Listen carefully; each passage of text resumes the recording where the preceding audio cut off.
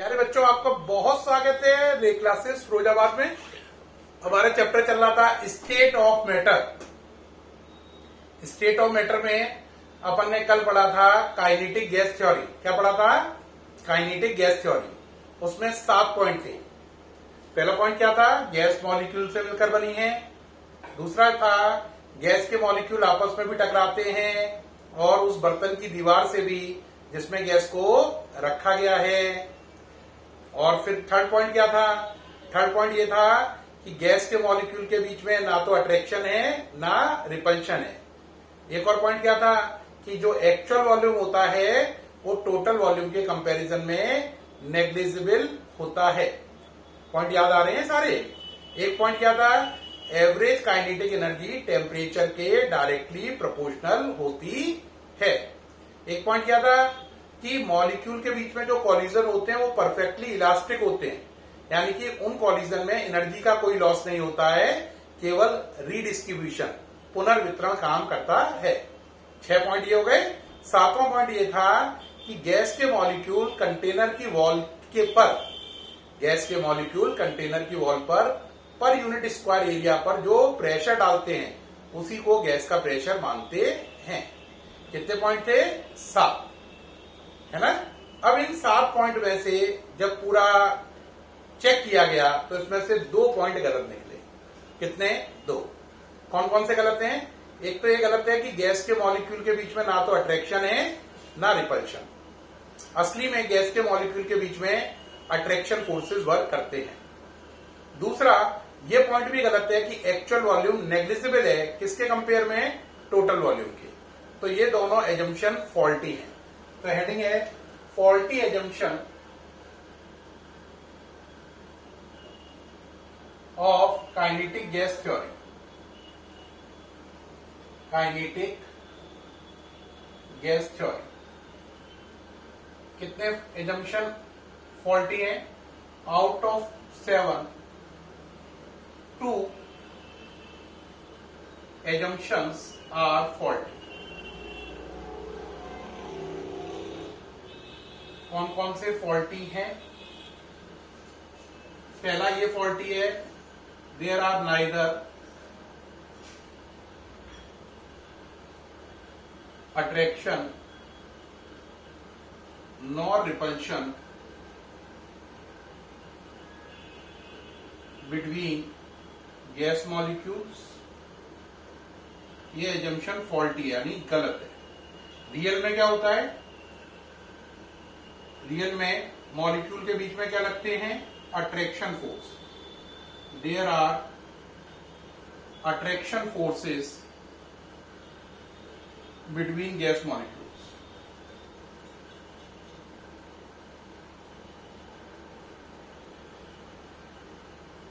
Note करें जल्दी से, फिर दूसरा लिख रहा हूं। कितने फॉल्टी एजम्पशन है? 2।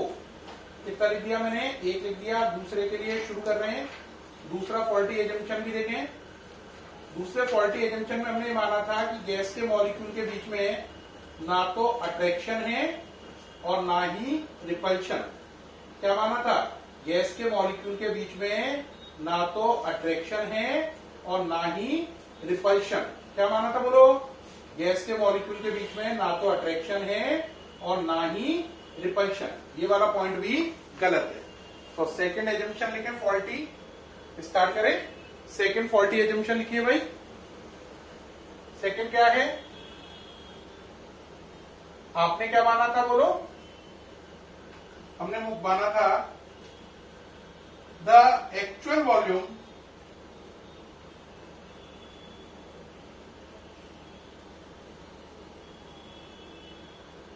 Of gas molecules. नोट करें जल्दी जल्दी से। क्या माना था? The actual volume of gas molecules can be neglected in compare to total volume. Total volume of the gas. लेकिन रियल में क्या होता है, the volume of molecule can not be neglected, volume of molecule can not be neglected.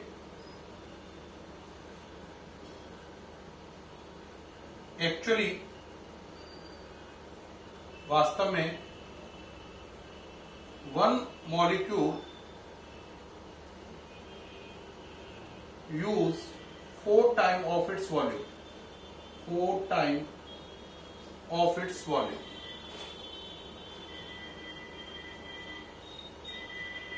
Note करें जल्दी से, note कर लें जल्दी से भाई। यहां पे आप नेग्लेक्टेड वर्ड की जगह नेग्लिजिबल वर्ड भी यूज कर सकते हैं। नेग्लिजिबल की आप वर्ड को भी यूज कर सकते हैं किसके स्थान पर, नेग्लेक्टेड के स्थान पर। किसको यूज कर सकते हैं, नेग्लिजिबल को भी यूज कर सकते हैं। बात समझ में आ रही है कि नहीं? हाँ,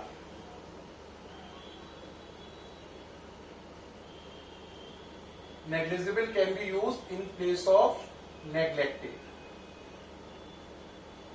ठीक, नोट कर ले।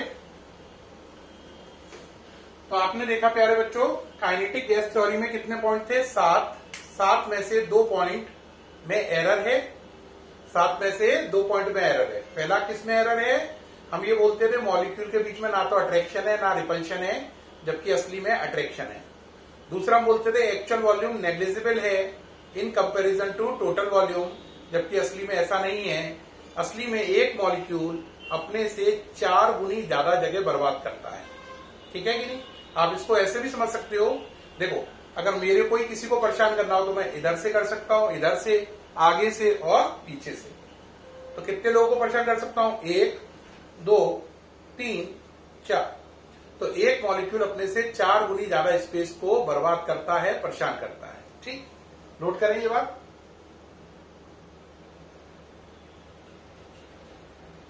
ठीक है, अब इन 2 करेक्शन के आधार पर जो आपकी इक्वेशन थी पीवी इक्वल टू एनआरटी, उसमें इनको अप्लाई किया गया।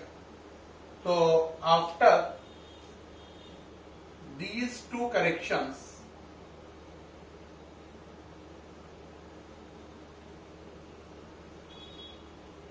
पीवी इक्वल टू एनआरटी था ना, वो हट गया, उसकी जगह हो गया P plus A N square over V square, V minus N B equal to NRT.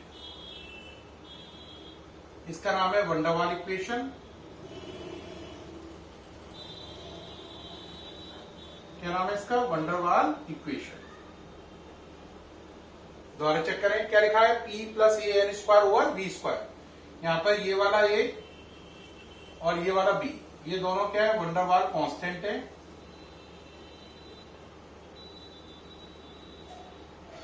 Van der Waals scientist का नाम है। बाकी आप जानते हैं पी प्रेशर है, वी वॉल्यूम है, टी टेम्परेचर है, आर यूनिवर्सल गैस कांस्टेंट है, एन क्या है, मोल है। P pressure, V volume, T temperature, N mole, R universal gas constant. ठीक है, बाकी चीजों का ये मतलब है। अब यहां पर हमें क्या निकालना है, ए और बी की यूनिट निकालनी है, ए और बी का सिग्निफिकेंस देना है। तो अब जो बोर्ड में बहुत इंपॉर्टेंट क्वेश्चन है बोर्ड और मेडिकल के हिसाब से, वो ए और बी की यूनिट निकालना और ए और बी का सिग्निफिकेंस देना। ए और बी की यूनिट आईआईटी मेंस और नीट में दोनों में आ चुकी है। ठीक है, तो देखें कैसे करेंगे। देखो भाई, फिजिक्स में एक होता है प्रिंसिपल ऑफ होमोजेनिटी, उसके अकॉर्डिंग जिनकी यूनिट डायमेंशन सेम होती है वो चीजें आपस में जुड़ती हैं और घटती हैं। क्या है, प्रिंसिपल ऑफ होमोजेनिटी। ये कहता है कि जिन चीजों की यूनिट डायमेंशन समान होगी उन्हें ही आपस में जोड़ा या घटाया जा सकता है। तो आपकी वंडरवाल इक्वेशन क्या थी, अपना टारगेट क्या है, unit of A and B पता करना। तो पहले पता कर रहे हैं unit of A. Van der Waals equation क्या बोलो, P plus A N square over V square, V minus N B equal to N R T. साफ नजर आ रहा है, पी में ये जुड़ रहा है, तो इसका मतलब जो पी की यूनिट होगी वही A N square over V square की होगी। According to principle of homogeneity. ये दोनों चीजें जोड़ लेंगे तो इन दोनों की यूनिट सेम होगी। तो प्रेशर की unit equal to AN square over V square की यूनिट। ऐसे देखो वॉल्यूम में से NV माइनस हो रहा है, तो जो वॉल्यूम की यूनिट है वही NV की होगी। तो यहां पर एक लाइन और लिख लो, यूनिट ऑफ V। तो जो यूनिट वॉल्यूम की है वही किसकी होगी, NV की। यहां तक करना समझ में आ गया होगा, बहुत सरल लगा होगा। ये हटा दो। अब वैल्यूज पुट करो। प्रेशर की यूनिट ATM है, आपको मालूम ही है। A की निकालनी है, N की यूनिट मोल है, स्क्वायर है तो मोल का स्क्वायर अपॉन वॉल्यूम का मतलब लीटर का स्क्वायर। यहां से A की यूनिट हो गई ATM लीटर स्क्वायर, है ना। मोल ऊपर जाएगा तो मोल -2। ये यूनिट हो गई आपकी किसकी, ये आपकी यूनिट हो गई A की। अब निकालो इधर वॉल्यूम की यूनिट लीटर, N की यूनिट मोल, B की निकालनी है तो B की यूनिट हो गई लीटर अपॉन मोल, या B की यूनिट हो गई लीटर पर मोल। तो ये A और B की यूनिट निकाल के दिखा दिया मैंने, आप नोट कर लें। कौन से प्रिंसिपल का यूज किया है, प्रिंसिपल ऑफ होमोजेनिटी। वो कहता है जिन चीजों की यूनिट समान हो उन्हें आपस में जोड़ा या घटाया जा सकता है। ठीक। अब आया A और B का सिग्निफिकेंस। किसका, A का सिग्निफिकेंस और B का सिग्निफिकेंस। यूनिट नोट कर ली थी आपने। तो अब है सिग्निफिकेंस ऑफ A। सिग्निफिकेंस का मतलब होता है इंपॉर्टेंस या महत्व। Significance of A। A का सिग्निफिकेंस क्या है, A मॉलिक्यूल के बीच में लगने वाले अट्रैक्शन फोर्स का मेजरमेंट है।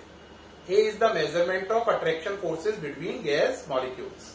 तो लिखो A is the measurement of attraction forces between gas molecules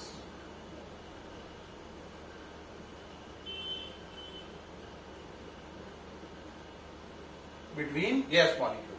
A की वैल्यू बड़ी होगी तो इसका मतलब है उस गैस को लिक्विड में कन्वर्ट करना आसान होगा। If the value of A is large, it means we can easily liquefy this gas। ये डार्क अंडरलाइन कर लो, ये बात फिर IIT मेंस में पूछी गई है, नीट में पूछी गई है। A की वैल्यू जितनी बड़ी होगी उतना ही उस गैस को लिक्विड में बदलना आसान होगा। A की वैल्यू जितनी बड़ी होगी उतना ही उस गैस को लिक्विड में बदलना आसान होगा। अब आएगा significance of B। Significance of B।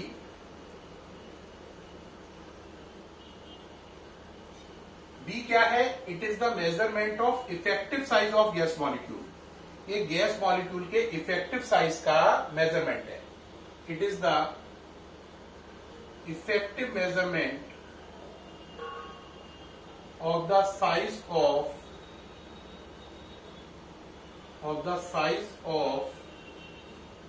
Gas molecule, of the size of gas molecule. ये किसी गैस मॉलिक्यूल के इफेक्टिव साइज का मेजरमेंट है।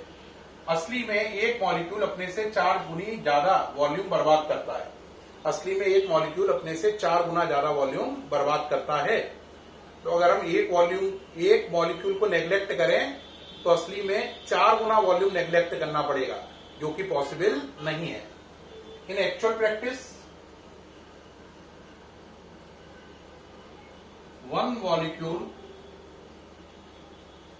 one molecule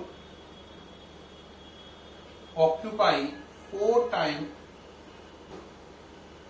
times space of its volume.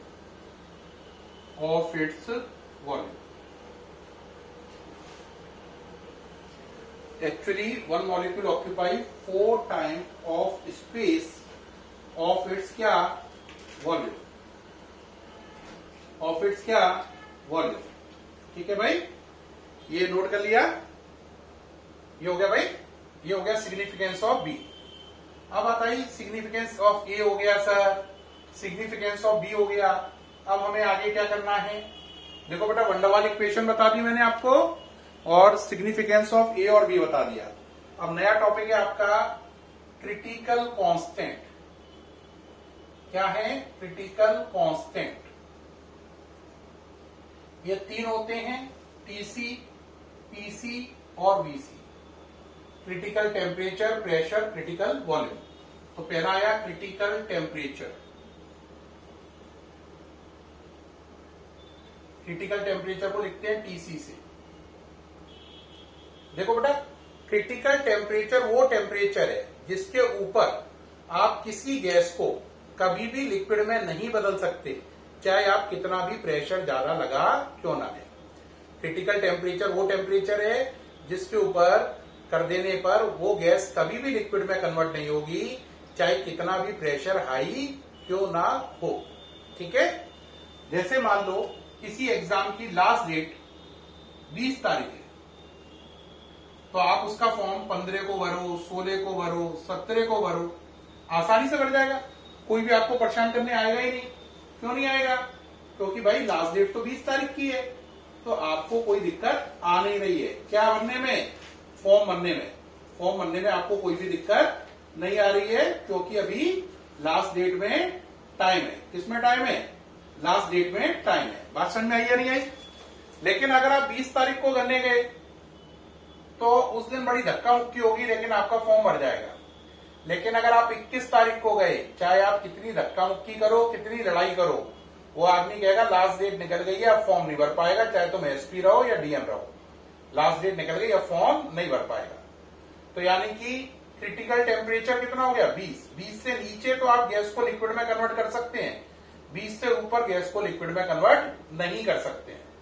ठीक है, तो क्रिटिकल टेम्परेचर की डेफिनेशन को लिखना शुरू करो भाई।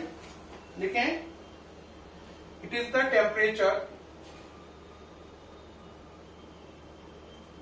above which a gas cannot be liquefied. A gas cannot be liquefied. A gas cannot be liquefied. However high the pressure may be. However high the pressure may be. However high the pressure may be. तो क्या हुआ बोलो, वो temperature जिसके ऊपर हम किसी gas को लिक्विड में नहीं बदल सकते, चाहे कितना भी प्रेशर लगा लें। इसका फॉर्मूला नोट करें, TC equal to 8/27 A over RB। 8/27 A over RB। A और B क्या है, वंडरवाल कांस्टेंट। R क्या है, यूनिवर्सल गैस कांस्टेंट। ए और बी क्या है, वंडरवाल कांस्टेंट, और आर क्या है, यूनिवर्सल गैस कांस्टेंट। ये क्रिटिकल टेम्परेचर निकालने का फॉर्मूला है। ओके हो गया, नोट कर लिया। अब आप चलें क्रिटिकल टेम्परेचर के बाद क्रिटिकल प्रेशर और critical volume, one by one. तो पहले आप इनकी डेफिनेशन लिख लें। Definition of critical pressure. Critical जो प्रेशर है बेटा, उसे डिनोट करते हैं आप पीसी से। PC critical pressure.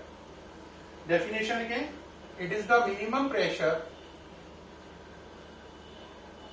It is the minimum pressure required to liquefy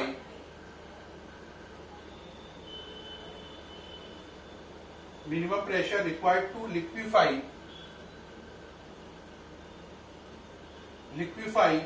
the gas at critical pressure, at critical temperature। Critical temperature पे कम से कम कितना प्रेशर चाहिए गैस को लिक्विड में कन्वर्ट करने के लिए, वो क्रिटिकल प्रेशर है। वैल्यू है PC equal to 1/27 A over B square. ये इसकी वैल्यू निकालने का फॉर्मूला है। फिर आता है क्रिटिकल वॉल्यूम,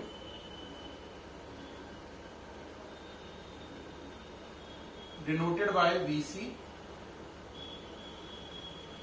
देखिए, it is the volume occupied by 1 mole of gas. It is the volume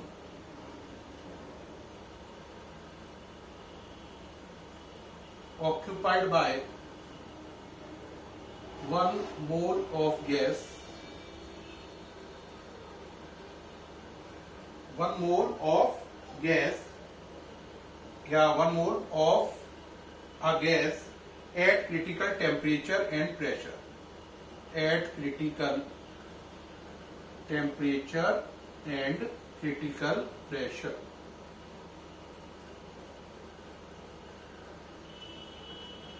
formula होता है VC equal to 3B। B क्या है यहाँ पे? वंडर वाल कांस्टेंट। ये हो गया। तो आपने देखा critical temperature, critical pressure, critical volume कितने टर्म है? 3 टर्म है। कितने टर्म है? 3 टर्म है। अब बात समझ लो जरा। क्रिटिकल टेम्परेचर वो टेम्परेचर है जिसके ऊपर आप गैस को लिक्विड में नहीं बदल सकते, चाहे आप कितना भी प्रेशर क्यों ना डाल लें। जैसे लास्ट डेट निकल गई हो तो कितना भी प्रेशर डालकर आप अपना फॉर्म जमा नहीं कर सकते गवर्नमेंट के यहाँ। इसी प्रकार से क्रिटिकल प्रेशर क्या है? क्रिटिकल टेम्परेचर पर जो मिनिमम प्रेशर अप्लाई होगा गैस को लिक्विड में कन्वर्ट करने के लिए। क्रिटिकल टेम्परेचर पर जो मिनिमम प्रेशर अप्लाई होगा गैस को लिक्विड में कन्वर्ट करने के लिए, वो क्रिटिकल प्रेशर कहलाएगा। यानी लास्ट डेट पर कितनी ताकत लगानी पड़ेगी, लास्ट डेट पर कितनी ताकत लगानी पड़ेगी जिससे आपका फॉर्म जमा हो जाए। लास्ट डेट पर, लास्ट के आगे तो हो गई, लास्ट डेट पर कितनी ताकत लगाएं कि आपका फॉर्म जमा हो जाए, है ना, वो क्रिटिकल प्रेशर है। और 1 मोल गैस का जो वॉल्यूम होता है उसके क्रिटिकल टेम्परेचर और प्रेशर पर, 1 मोल गैस का वॉल्यूम उसके क्रिटिकल टेम्परेचर और प्रेशर पर, उसे क्रिटिकल वॉल्यूम कहते हैं। फॉर्मूले इनके ये हैं। अब ये फॉर्मूले मुझे याद नहीं रहते थे क्रिटिकल कांस्टेंट के, तो मैंने इसके लिए एक स्टाइल बनाई थी, वो आप भी बना लें जिससे आपको ये फॉर्मूले याद रहेंगे। ठीक है, तो पहले आप कहोगे क्या स्टाइल है। देखो बेटा, पहला था क्रिटिकल टेम्परेचर, कितना था? TC equal to 8/27 A/RB। फिर था क्रिटिकल प्रेशर 1/27 A/B²। फिर क्रिटिकल वॉल्यूम। देखो, इसको याद करना बहुत सरल है। 8 का क्यूब रूट निकल आता है और 27 का भी निकल आता है, तो ये परफेक्ट क्यूब रूट है। इसको पढ़ो एक साथ मिला के, ए और आरबी को मिला के पढ़ो अरब। अरेबियन कंट्री होती है, इसे क्या पढ़ो? अरब। तो क्यूब रूट हो गए इनके 8/27 अरब, ये याद रहेगा। अब इसमें 8 हटा दो तो क्या हो गया? 1/27। नीचे क्या लिखा है? देखो, अमिताभ बच्चन के घर पे जाओ, A for Aishwarya Rai, B² का मतलब 2 बार B। पहले का मतलब बिग बी यानी अमिताभ बच्चन, दूसरे का मतलब स्मॉल बी यानी अभिषेक बच्चन। तो Aishwarya over Amitabh Abhishek, Aishwarya over Abhishek Bachchan Amitabh Bachchan, big B small B, Amitabh Bachchan Abhishek, Amitabh Bachchan big B हैं और अभिषेक बच्चन स्मॉल बी हैं, उनके बेटे हैं। तो 8 हटा दो, 1/27 कर दो, Aishwarya Rai over Bachchan square. VC equal to 3B को कैसे याद रखोगे बताओ? वॉल्यूम क्या होता है? लंबाई, चौड़ाई और ऊंचाई। अगर इसको भी आप B मान लो, इसको भी B मान लो, इसको भी B मान लो, तो क्या हो गया? B को मल्टीप्लाई की जगह जोड़ना है यहाँ पर। तो कितनी बॉलें हो गई? 3। लंबाई, चौड़ाई, ऊंचाई। यहाँ पे मल्टीप्लाई नहीं है, प्लस प्लस प्लस है। याद करने के लिए बता रहा हूं, ये कोई रूल नहीं है जो मैं ऐसे कनेक्ट कर रहा हूं। ये याद करने की एक टेक्निक है जिससे आपको एग्जाम में भूले नहीं वैल्यू क्या आती है। ये कोई उससे रियल में कनेक्ट नहीं है, केवल याद करने का स्टाइल है, स्टंट है ना। इसको कैसे याद रखना है? क्यूब रूट निकल आएगा परफेक्ट, इसको अरब। इसको कैसे याद रखना है? 8 की जगह 1 आ गया और ऐश्वर्या ओवर बच्चन स्क्वायर। इसमें कितनी बॉलें हैं? 3 बॉलें, लंबाई, चौड़ाई, ऊंचाई, 3 बॉलें। ठीक, इससे ही आपको याद हो जाएंगे। ठीक है या नहीं? ओके रहा? तो प्यारे बच्चों, आज मैंने आपको बहुत काम की चीज बताई। वंडरवाल इक्वेशन, ए और बी की यूनिट निकालना, वंडरवाल कांस्टेंट ए और बी की यूनिट निकालना, वंडरवाल कांस्टेंट ए का सिग्निफिकेंस, वंडरवाल कांस्टेंट बी का सिग्निफिकेंस, ए और बी की यूनिट निकालना, ए और बी के सिग्निफिकेंस बताए, और ये भी बताया आपको कि critical constant TC, PC, VC क्या होते हैं, डेफिनेशन क्या है, फॉर्मूले क्या है, और उन फॉर्मूलों को रटा कैसे जाए। ठीक है, फिर मुलाकात होगी स्टेट ऑफ मैटर में नई वीडियो में। तब तक के लिए बाय।